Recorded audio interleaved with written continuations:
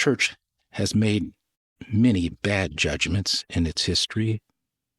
The Crusades, where, of course, it was felt that God instructed God's people to go to the Middle East and slaughter the infidels.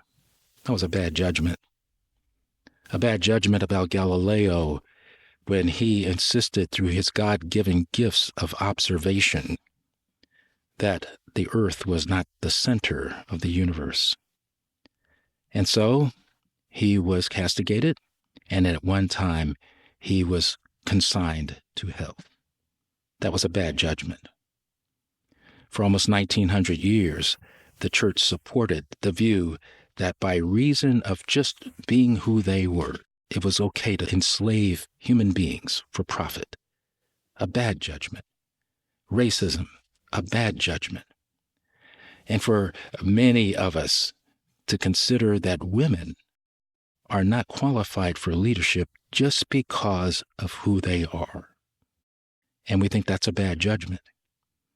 And it's a bad judgment against those who are oriented to the same gender, that they are unqualified for who they are, for holding any office in the church, let alone being considered a full human being in the Christian family. So we need to make a distinction, don't we, between judgment on the one hand and discernment on the other. To judge means to be condemnatory. It is truly being judgmental. We all know such people. In fact, we are such people sometime.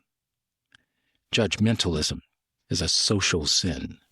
It is the habit of constantly finding fault, inadequacy with what others say and do and who they are. It is a disease of the spirit. The judgmental person arrogantly assumes a superiority that entitles him or her to assess the failings of others. To discern means to seek understanding. It is seeing a situation or persons as God sees them.